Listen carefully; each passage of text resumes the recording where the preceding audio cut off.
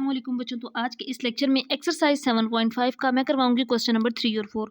तो question number 3 और 4 बिल्कुल सेम क्वेश्चन नंबर 1 और 2 की तरह ही है। इसमें यह कहा गया है find the area of the region bounded by the curve. अब ये जो कर्व है इसका हमने एरिया फाइंड करना है। ये इक्वेशन दी गई है X Y is equal to C square, X axis जिसकी लिमिट्स भी दी गई हैं ए और बी। तो एक्स वाई किसके इक्वल है, सी स्क्वायर के। तो यहाँ से हम वाई फाइंड कर लेंगे, वाई होगा सी स्क्वायर ओवर एक्स के। अब इसका एरिया फाइंड करेंगे तो एरिया होता है अंडर द कर्व, यानी कि इसको इंटीग्रेट करेंगे। इसकी लिमिट्स हैं ए और बी, और y को हमने इंटीग्रेट करना है तो हम यहाँ पे y dx, तो हमने एरिया का फार्मूला लिख लिया। अब a टू b y की जो वैल्यू निकाली हुई है इसको यहाँ पे पुट कर देंगे और साथ ही इसको इंटीग्रेट भी कर लेंगे। सी स्क्वायर कॉन्स्टेंट है जिसको इंटीग्रेशन से बाय लिख देंगे और 1/x को इंटीग्रेट करेंगे। तो 1/x की जो इंटीग्रेशन होती है ये होती है log x। तो यहाँ पे आ जाएगा log x और अपर लिमिट और लोअर लिमिट पुट कर देंगे b और a। तो अपर लिमिट b है, लोअर लिमिट a है। अब यहाँ पे c स्क्वायर बाई रखेंगे, इसमें लिमिट तो log b और minus log a, upper limit minus lower limit. ये इसी तरह लिमिट्स पुट करते हैं। अब आप लोगों को पता है log की प्रॉपर्टी है, दो log माइनस हो रहे हो तो वो डिवाइड हो जाते हैं। तो ये होगा इसका एरिया, यही हमने फाइंड करना था, ये आंसर होगा।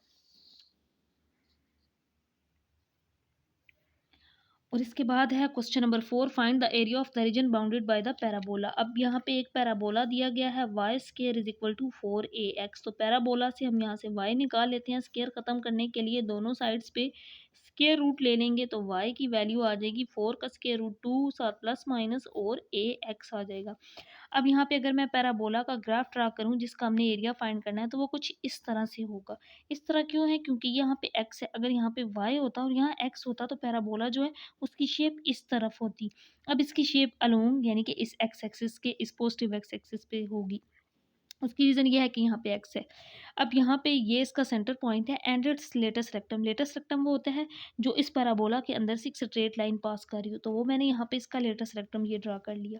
अब यहाँ से ये तो ओरिजिन पॉइंट है जिसके कोऑर्डिनेट 0 और 0 होंगे। एक्स एक्सिस है, एक्स इंटरसेप्ट लेंगे तो a और y इस पे 0 होगा, ये होंगे। तो मैंने एरिया ये वाला भी निकालना है और ये वाला एरिया भी निकालना है। मैं पहले ये वाला एरिया कैलकुलेट करूँगी, 2 से मल्टीप्लाई कर देंगे, ये दोनों एरियाज आ जाएंगे। अब यहाँ पे अब हमने ये पॉजिटिव एक्स एक्सिस लिया है तो यहाँ से मैंने सिर्फ इसकी पॉजिटिव वैल्यू ही लेनी है, नेगेटिव नहीं लेनी। तो मैंने a और स्क्वायर रूट एक्स को सेपरेट कर दिया ताकि इंटीग्रेशन में कांस्टेंट अलग हो जाए और इसको इंटीग्रेट कर सके। तो अब एरिया के साथ यहाँ पे हम 2 लगाएंगे, 0 टू a और y D x. Next step में हम इस y की वैल्यू को पुट कर देंगे। 2 लगाया है क्योंकि पैराबोला के यहाँ पे 2 पार्ट्स हैं तो हमें दोनों का एरिया चाहिए। 2 से मल्टीप्लाई कर देंगे, 2 0 टू a और इसकी ये वाली वैल्यू पुट कर देंगे, 2 square root a square root x और dx।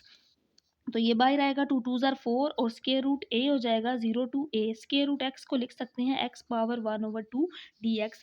अब इसको इंटीग्रेट कर लेंगे 4 स्क्वायर रूट a इसी तरह और इसकी पावर में 1 ऐड कर देंगे और इसी पावर से इसको डिवाइड कर देंगे। ये होती है इंटीग्रेशन इसकी। तो 0 टू a।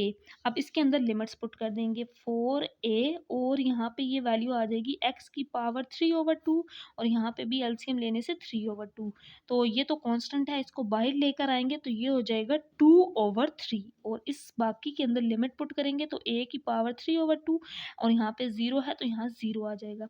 तो 4 2 ज़ार 8 स्क्वायर रूट a/3 और a की पावर 3/2। चाहे तो यहाँ तक रहने दें, अदरवाइज यहाँ पे a की पावर 1/2 और 3/2 है तो इसको ऐड भी कर सकते हैं। तो a की पावर 3/2 और ये 1/2 ऐड कर देंगे तो ये आ जाएगा 8/3। एलसीएम लेंगे तो 2 और 3 प्लस 1 ऊपर आ जाएगा 4, नीचे 2 एलसीएम आएगा, 2 2 ज़ार 4। तो 8/3 a स्क्वायर ये इसका आंसर आ जाएगा, यानी कि एरिया इसका पैराबोला का, जो पैराबोला की इक्वेशन गिवन थी y square is equal to 4ax, इसका एरिया होगा 8/3 a स्क्वायर।